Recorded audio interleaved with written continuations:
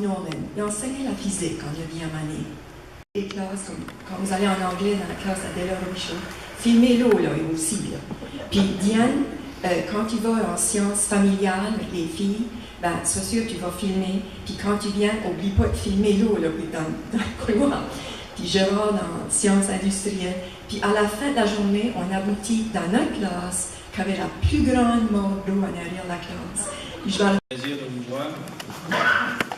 Je m'appelle Paul-Eugène Leblanc, pour ceux qui ne me connaissent pas. Et je serai votre animateur pour la journée. D'abord, quelques annonces. Vous devriez avoir reçu un programme en entrant. Et vous pouvez voir comment on va se dérouler l'après-midi. Nous aurons une pause de 15 minutes vers la mer, Donald Leblanc. Monsieur le député.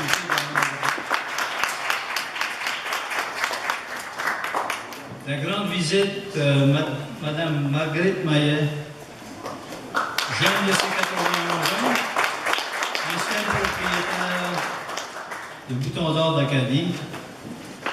Et après ce que je peux voir, elle n'a pas encore fini parce qu'elle m'a dit qu'elle avait un autre gros projet.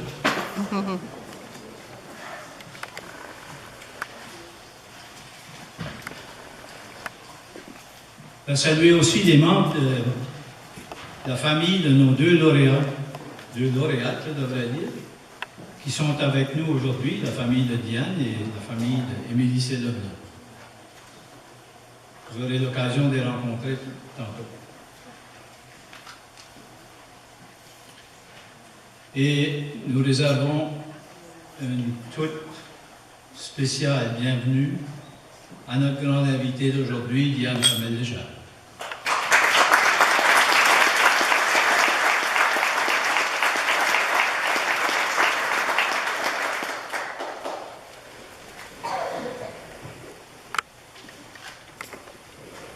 Comme vous le savez, un événement comme celui d'aujourd'hui ne s'organise pas tout seul. Vous avez remarqué que l'entrée est gratuite. Nous voulons permettre à tous ceux qui le veulent de participer à cette cérémonie que nous considérons comme très importante. Si vous croyez comme nous à l'importance de reconnaître les artistes de notre communauté, nous vous invitons à nous aider. Selon vos moyens, nous accepterons vos dons à la sortie. Et merci d'être généreux. Je vous invite à saluer aussi tous ceux et celles qui ont travaillé, qui ont contribué à la préparation du prix. Vous trouverez leurs noms pour la plupart dans le programme. Je salue en particulier le comité d'organisation du prix et le jury du prix, dont la plupart sont ici avec nous. Ne vous gênez pas pour les saluer et leur dire merci. Ils font un excellent travail et ne rechignent jamais sur la paie. Et en dernier lieu, je remercie nos commanditaires et nos partenaires, sans qui rien ne serait possible. D'abord, merci à l'école Abbé Landry qui nous reçoit ici aujourd'hui.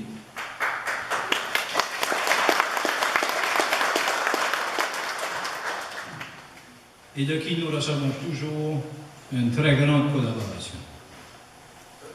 Merci au village de Memramco, toujours l'un de nos principaux partenaires et qui nous aide de mille et une façons. Merci.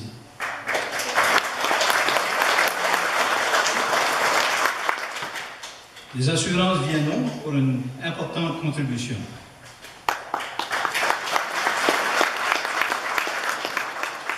Le CPSC et Patrimoine canadien dont les contributions nous aident à réaliser nos projets. Je crois qu'il y a quelqu'un du CPSC aujourd'hui.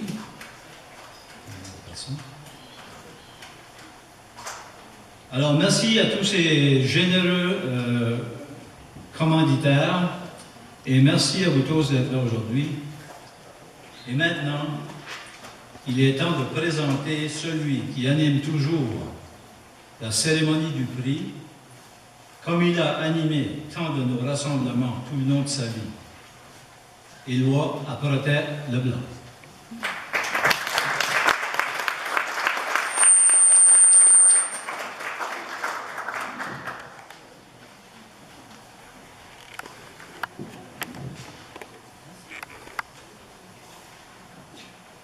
En 2012, la Société historique de la vallée de Memramcook et la Société culturelle de la vallée de Memramcook ont décidé d'organiser une journée en hommage à notre grand violonneux, Éloi Protet-Leblanc. C'était un honneur qui lui était dû depuis longtemps, et vous avez été nombreux à venir appuyer sur vos gestes.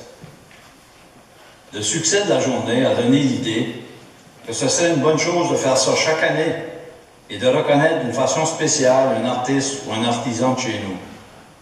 Trop souvent, nous prenons pour acquis nos artistes et nous oublions de leur dire notre admiration et de les remercier pour le bonheur qu'ils apportent dans notre vie.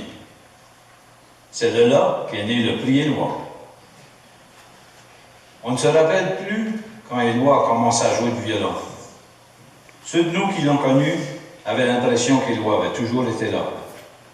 Non seulement il était présent dans presque toutes les occasions spéciales de notre vie, mais nous l'admirions pour son talent et de la façon avec laquelle il nous faisait honneur durant toute sa carrière. Que ce soit avec Kid Baker, Don Messer ou les Bunkhouse Boys, ou partout ailleurs, Éloi nous rendait fiers. Avec quelques coups d'archet, Éloi nous rassemblait, nous mettait un grand sourire dans la face et nous faisait danser jusqu'aux petites heures du matin. Et plus souvent qu'autrement, avec sa sœur Laura, qui battait la mesure et qui s'occupait de son cher Éloi. Merci, Laura. Le son du violon nous a accompagnés dans toutes nos aventures en théâtre acadien. Il a été le lien, la mémoire du temps, qui nous a gardés connectés avec nos racines et notre âme française. Avec Éloi et les autres anciens violonneux, il s'est transformé et il a pris des airs d'Acadie. Éloi lui-même a composé plus de tonnes qu'il pouvait compter. Encore aujourd'hui, le violon continue, à travers de nouvelles générations, de nous accompagner et de nous raconter les histoires de notre passé et les promesses des jours qui viennent. Et pour toutes ces raisons, nous devons dire à Éloi merci.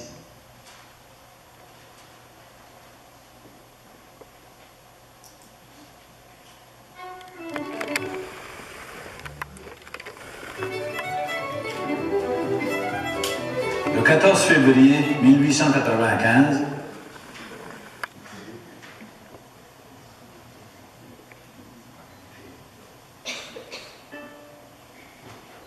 l'auteur s'identifie.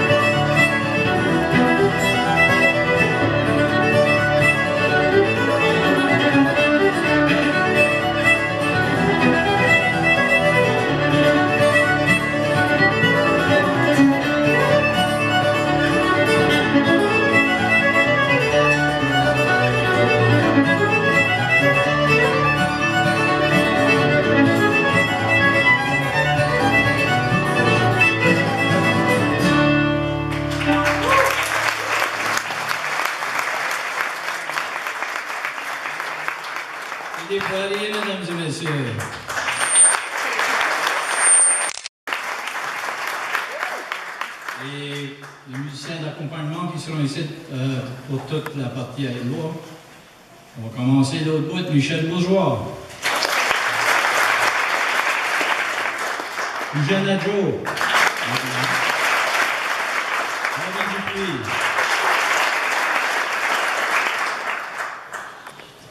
Maintenant, comme toutes les autres années, on a un invité très spécial avec nous. Les 2 premières années, il nous était prêté par le propriétaire. Cette année, on a eu une chance de l'acheter. Le violon des lois.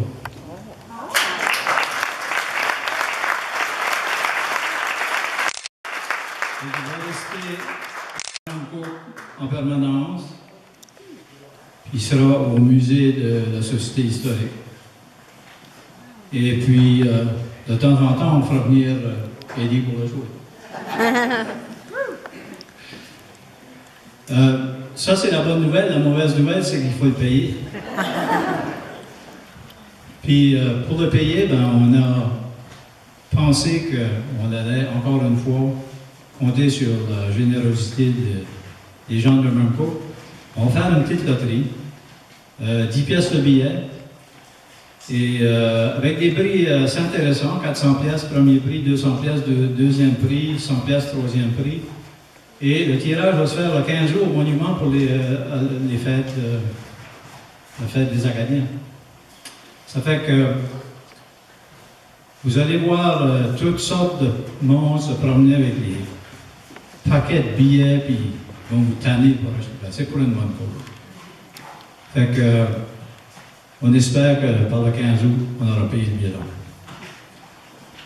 Maintenant, Eddie nous réserve un autre petite tonne d'Éloi. De l'île d'hiver, pour être sûr qu'on n'oublie pas l'hiver qu'on vient de voir.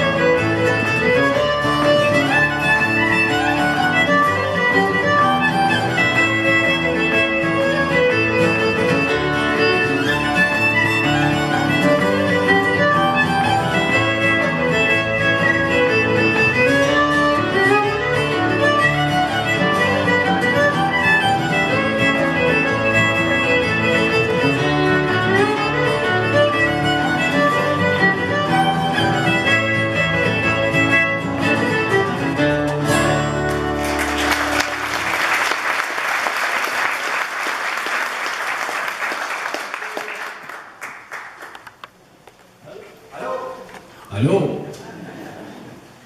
C'est pas de sa faute, c'est un boudreau. Rien de personnel. Maintenant, Janelle Dupuis.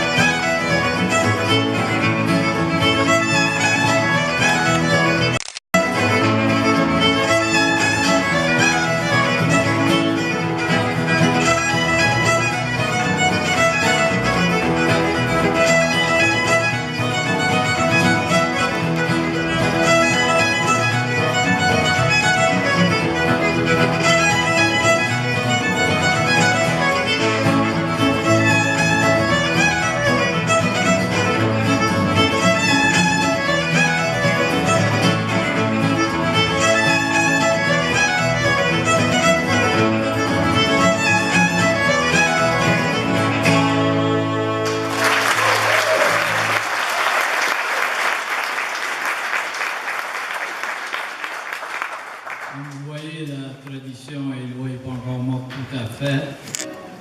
Mais si vous avez regardé votre programme, vous avez peut-être remarqué que je crois que ça va prendre un prix Dupuis avant longtemps. On n'a pas mal. Puis il y a deux Bobby Dupuis, on ne sait pas qui c'est qui. Il y en a un ici, on m'a dit que ça c'était le chanteur. Puis l'autre a dit, je suis le joueur de balle.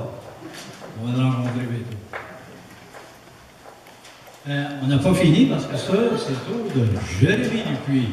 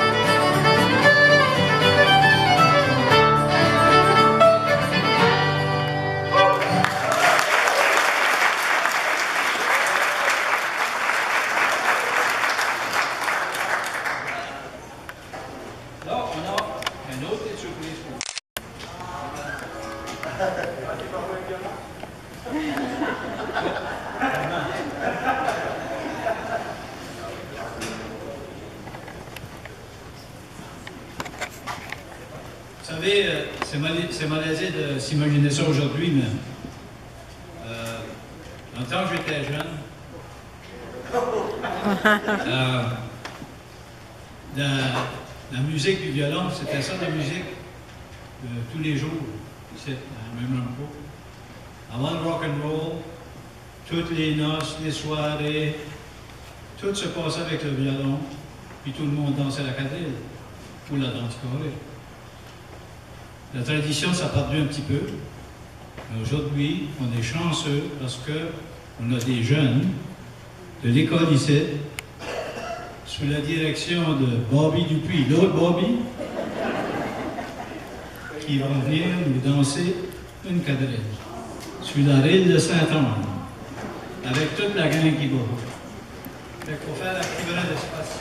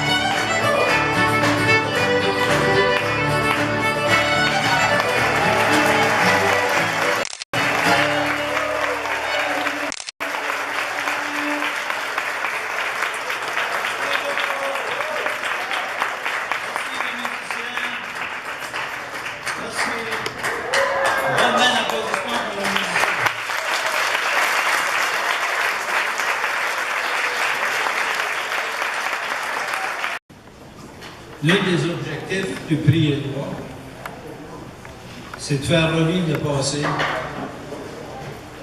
et de nous rappeler qu'en Mernancourt, on a toujours eu des grands artistes. Nous croyons qu'il est important de faire revivre ces grands et importants personnages de notre histoire qui sont souvent tombés dans l'oubli. Aujourd'hui, nous avons l'honneur de présenter Marichette, un personnage légendaire de notre passé, et d'honorer celle qui a créé ce personnage, Émilie C-Leblanc.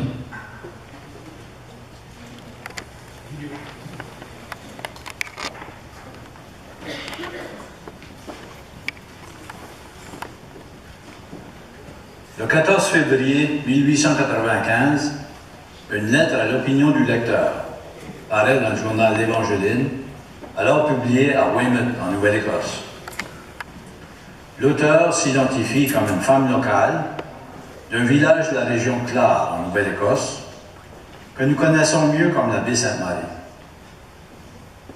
Elle demande à l'éditeur de ne pas signer la lettre de son vrai nom, mais de l'identifier comme Marichette.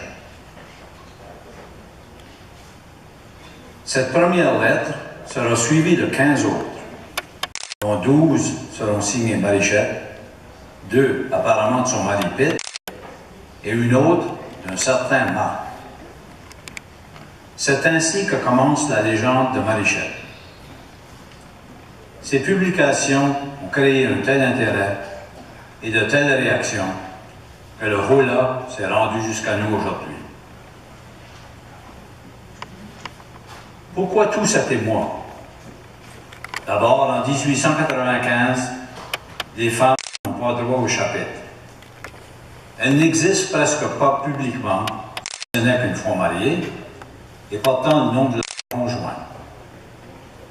Elles commencent seulement à occuper quelques postes dans la société du temps, soit comme institutrices dans les petites écoles, ou en devenant religieuses, ou elles y perdent aussi leur nom.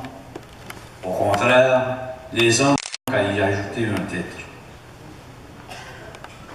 Mais surtout, elles ne doivent pas se mêler de politique et n'ont pas le droit de vote.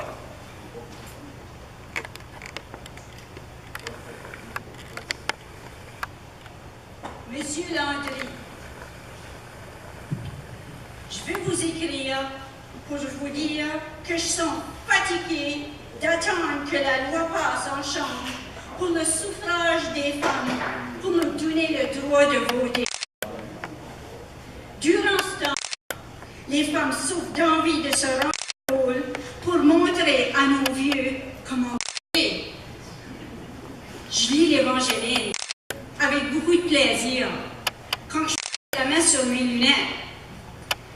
Et à tous les fois qu'elle arrive, je la lis toujours, mon vieux. La semaine dernière, j'ai lu la lettre d'un habitant. Ah, mon vieux, la belle crasse de Digby l'attrape. Il parle pas mal, ce là. J'ai bien dit qu'on voulait jouer des tours, qu'on voulait nous jouer des tours. Je ne croyais pas qu'un homme parmi nous aurions assez de cœur pour nous écrire dans votre journal pour défendre nos droits. Vous savez, les hommes sont bien bons pour parler, mais quand ça vient pour agir, ma foi, tout est une autre chanson.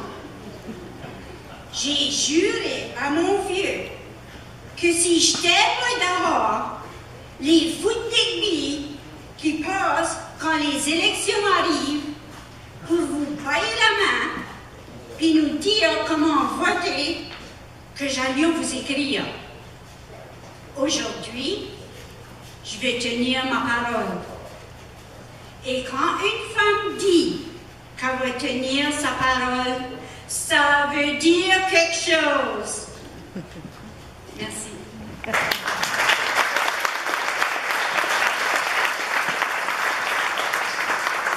À l'opinion du lecteur de l'Évangéline, du 21 février 1995, résume à peu près la pensée du temps. Marichette, à mon humble opinion, est une vieille folle qui devrait laisser les affaires de la politique aux hommes. Et comme on fait foi Marichette elle-même, les femmes ne publient pas souvent dans les pages des journaux du temps. Je ne suis pas beaucoup fâchée à cause que vous n'avez pas publié mes dernières lettres. Vous écrirez encore si on me laisse vivre. Et l'Évangéline, par l'entremise de son éditorial d'avril 1995, confirme le tout. Il y a bien d'autres femmes qui se sont prises du désir de paraître, mais force nous aide de leur couper les ailes. Nous sommes contre le suffrage féminin. Que cela suffise pour expliquer notre attitude. Marichette, cependant, réussit à se faire publier, tant bien que mal, une série de lettres où elle dénonce la situation de la femme et les conditions sociales et politiques de l'époque. De plus, elle le fait dans la langue acadienne du monde ordinaire, qu'elle défend comme aussi belle que la langue de France ou de Québec. Je parle comme j'ai été appris, et je croyons que je parlerai aussi bien que dans les campagnes de Québec. Chacun son style. Même en France, on trouvait que je parlais en bas, et qu'on riait comme le hell. Elle en fait la preuve avec des récits pittoresques et comiques qui n'ont rien à envier à Rabelais ou à La Sagouine.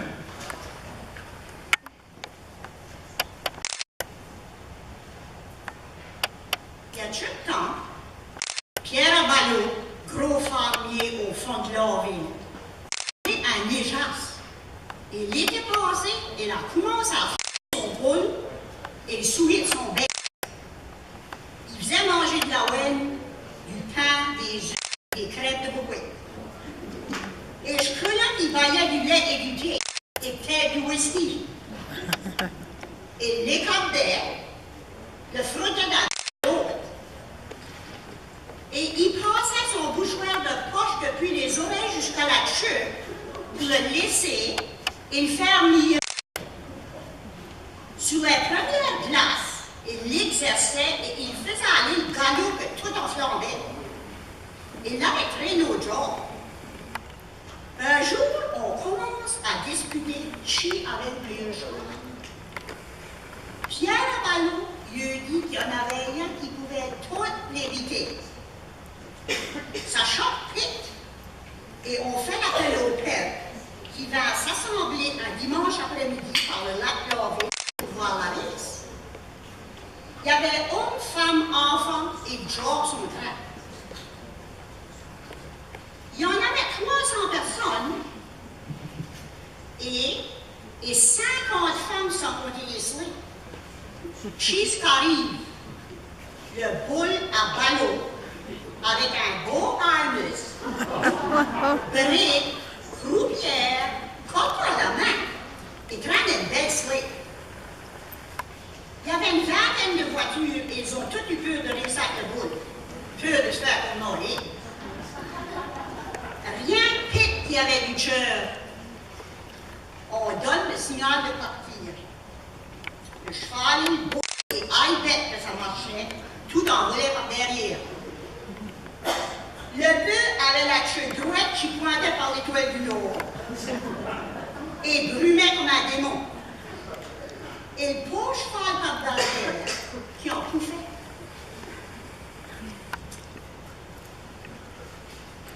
Je vous dis que c'était un bauer défilé par la côte. Le bœuf a gagné, le cheval a perdu. Et si vous ne me croyez pas, madame, quand c'était fini, le taureau avait la langue sortie 2 pieds blancs de la gueule.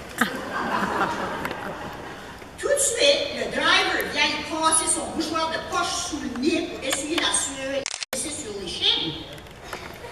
Et tout de suite, le cheval à 2 pommes se met à frotter et à danser comme s'il voulait encore raiser.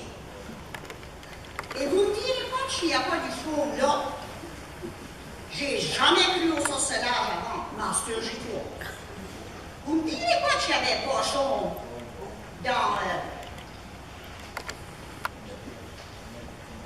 dans son mouchoir de poche pour faire danser ce bœuf-là. Tout de suite, il a été mettre dans l'évangélique que Pitt Doucet avait gagné la race, durant que Petit Boule en disait pas le mot. Et Pitt Doucet a vendu son cheval à un blacadeur pour 60 piastres. Mais quand l'Anglais a appris que c'était Boule qui avait gagné la race, il se fâche et baille son cheval au garçon à Dominique Hermine pour 100 piastres. Pierre Aballot a fusé 100 piastres pour son éjasse.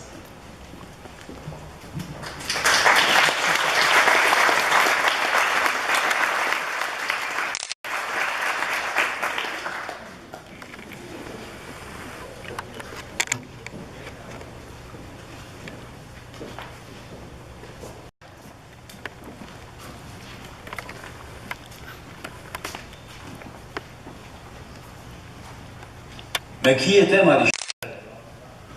La question restait pendant longtemps sans réponse. Toutes sortes de rumeurs circulaient durant la période de l'apparition des lettres de Marichette. En particulier, plusieurs croyaient que ce n'était pas l'œuvre d'une femme. La censure sociale du temps ne permettait pas même d'y croire. Nous sommes portés à croire, par ici, que vous êtes un homme en habit de femme. Avec le temps, grâce à des échanges de correspondance entre Placide Godette, Valentin Landry et Pascal Poirier, entre autres, le nom d'Émilie Leblanc fut associé à Marichette. Cependant, à notre connaissance, elle n'a jamais reconnu ou nié publiquement en être l'auteur. Émilie C. Leblanc était institutrice dans la région de Clare, Baie-Sainte-Marie, Nouvelle-Écosse. On voit l'apparition des lettres. Native de Memramco, elle y fit ses études primaires et fréquenta le couvent local, alors sous l'égide des Sœurs de la Charité d'Immaculée Conception. Par la suite, elle fréquente l'école normale de Fredericton et y obtient un permis d'enseignement. Ces lettres nous laissent entrevoir une personne informée et a une bonne connaissance de la réalité politique et sociale de son temps. Émilie est pour le moins consciente des grands courants politiques et surtout de la situation difficile des femmes acadiennes. Donc, Rose fit connaissance avec Valentin Landry, fondateur de l'Évangéline, quelque temps avant d'aller en Nouvelle-Écosse pour y prendre un poste d'enseignant. Plusieurs indices sont notés par Pierre Gerin, l'auteur du livre Marichette, pour appuyer le fait que les deux se connaissaient et auraient été de connivence pour la publication des lettres de Marichette. Il semblerait que Landry permet la publication d'une première lettre et par la suite maintient l'apparition des autres parce qu'il réalise l'intérêt de ses lecteurs et la controverse qu'elle suscite. Ce qui ne manque pas de lui assurer une plus importante clientèle. Cependant, il prend soin de la désavouer dans les pages de son journal et même de refuser de publier certaines de ses lettres. Mais peut-être ces refus font-ils aussi partie du jeu. Quelle que soit la réalité, il reste qu'Émilie Leblanc crée à travers ses lettres publiées en 1895 et 1898 un personnage légendaire qui marqua son époque et dont la légende s'est rendue jusqu'à nous. Compte tenu de la période, les propos de Marichette sont du point de vue social, sinon révolutionnaire, tout au moins militant. Et son emploi de la langue acadienne populaire l'est encore plus et ne manque pas de soulever des réactions viscérales parmi l'élite du temps. Voici ce qu'en dit le Moniteur acadien dans son éditorial du 24 août 1897, qui s'intitule « Le genre Marichette ». Les amis de la cause acadienne trouveront toujours de l'espace dans notre journal. Par contre, l'entrée au Moniteur est absolument, impitoyablement fermée à une certaine espèce de scribes, lesquels ne trouvent apparemment rien de mieux à faire que de dénigrer notre langue. Le personnage de Marichette devance de longtemps la naissance d'une littérature acadienne basée sur la langue populaire et revendiquant les droits fondamentaux des Acadiens par la reconnaissance de notre histoire et de notre patrimoine. Mais surtout, elle réclame le droit à l'existence de notre culture et de notre langue distincte. Émilie Leblanc est aussi une des premières Acadiennes, sinon la première, à mener le combat pour la reconnaissance des droits des femmes. Si seulement pour cette revendication, elle mériterait notre reconnaissance. Mais elle réclame aussi, de par son personnage bien ancré dans le monde ordinaire de l'Acadie du temps, la reconnaissance de ce monde, alors que la tendance est au contraire de vouloir le cacher, le désavouer et proposer de le changer pour en faire une copie de celle du Québec ou de la France. Ou carrément le laisser disparaître par l'assimilation de la culture anglaise. Je suis trop vieille pour écrire en match, mais j'ai ma plus jeune fille que je veux faire instruire. Et rien qu'en français cette fois ici. Mes deux plus vieilles m'ont envoyé à l'école plusieurs années, mais le maître ou la maîtresse ne lui ont pas eu montré le français. On se moquerait de nous autres si je parlais devant les étrangers. Et puis toutes nos jeunes filles, depuis quelque temps, se faisant instruire en anglais. Et puis quand elles ont passé le deuxième livre, puis qu'ils sont capables de dire « Howdy do » et se pincer le bec, ça honte de même parler à leur mère en français. Sur 6 mots, sans les casse-toi, senti 2 en anglais et puis 1 en français. Je sais pas beaucoup les chiffres, mais je crois que c'est ça.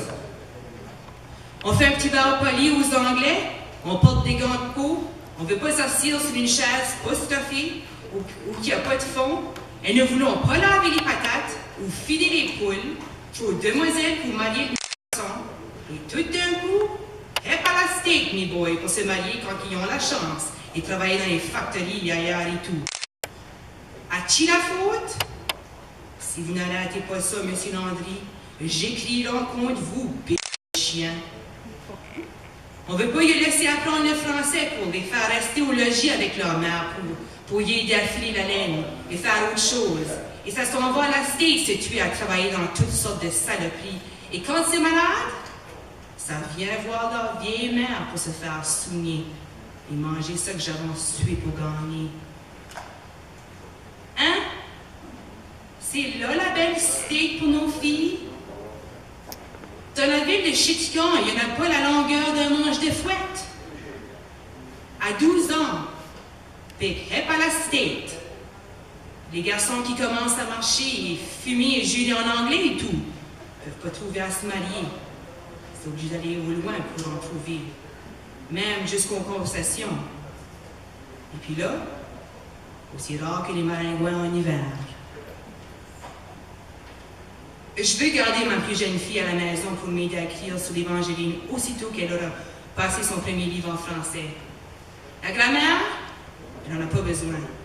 Je lui baillerai assez pour écrire. Je ne vais pas l'envoyer aux petites écoles pour pas apprendre l'anglais. Et je voulais qu'elle apprenne le bon français comme je le parle. Monsieur l'éditeur, pouvez-vous me dire où est-ce que je pourrais l'envoyer? Merci.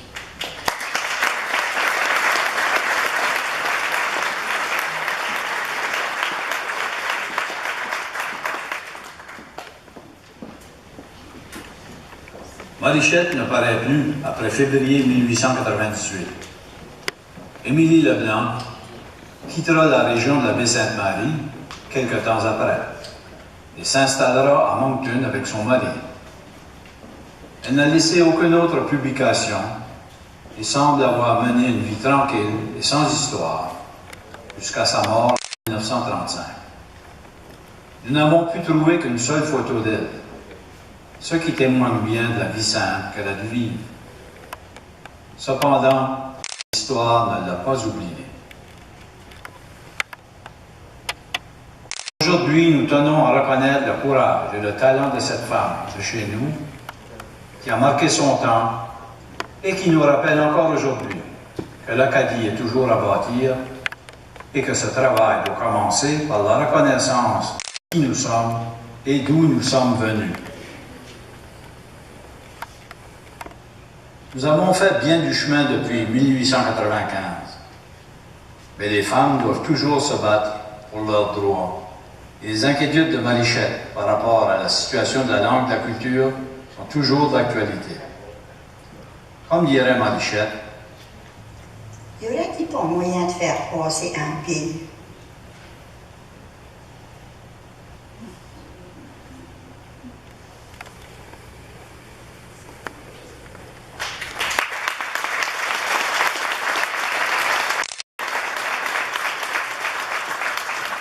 Pour la présentation d'Émilie Leblanc pour le prix Éloi, nous nous sommes vite tournés vers le seul livre qui existe, qui a été écrit sur Marichette et qui nous a permis de connaître et d'apprécier le personnage et son créateur, Émilie Leblanc. Et à notre grand bonheur, l'un des auteurs, M. Pierre Gérin, est toujours dans les alentours, il reste à Moncton. Et une autre chose qu'on ne savait pas, c'est qu'il y avait encore quelques livres avant, il les a ici aujourd'hui. Alors ça vous permettra de vous en procurer si vous voulez. J'invite maintenant M. Gérin à venir nous présenter Marichette et son nom. Merci.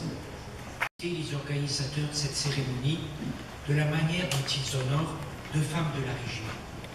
Je les remercie de m'avoir invité à participer à cet hommage. L'enregistrement vidéo rend très bien compte des lettres de Marichette, de leur contenu et de leur auteur. Il fait ressortir leur intérêt. Il présente des éléments du cadre historique. Les passages bien choisis ont été lus avec talent. Je vous parlerai de l'édition faite en collaboration et de cette expérience de recherche. Tout a commencé en 1975, quand mon père invite dans un séminaire qu'il donne à Mount St. Vincent University à Halifax un folkloriste acadien de la Nouvelle-Écosse, M. Etikomo. Ce dernier parle de plusieurs légendes, dont celle de l'épistolière, et lui remet une copie de la première lettre en lui disant qu'elle pourrait l'intéresser. Mon père est alors sensible au texte de celle-ci. Il aime la langue, le ton général. Il suspecte quelque chose au niveau de l'écriture. Il m'en envoie une copie et me demande de me renseigner. Au Centre d'études acadiennes de l'Université de Moncton, je lis la série publiée dans l'Évangéline. Je la photocopie, la transcris et l'expédie. Dès lors, la recherche s'apparente à une enquête policière. Au CEA, nous trouvons les brouillons de lettres de Placide Gaudette et d'inscripteurs anonymes qui confirment l'identité de Marichette, Émilie, c'est le blanc. Sont découverts le jeu littéraire de l'écrivaine et la complicité de Valentin. L'établissement de la biographie de l'épistolière a été plus long. Des personnes ressources ainsi que les archives nous ont fourni de précieux renseignements. Il nous est vite apparu qu'en raison de sa valeur littéraire, cette correspondance méritait d'être éditée. Il fallait se soumettre aux normes de l'édition. C'est pourquoi l'introduction contient, outre la biographie de l'auteur, une étude du contexte historique et socioculturel de l'œuvre. Le texte original est reproduit tel quel, avec des notes explicatives et un index des noms propres. L'étude de la langue de l'auteur revêt une grande importance dans ce cas. Une notice linguistique décrivant les particularités du parler régional suit le texte des lettres. Un glossaire précise le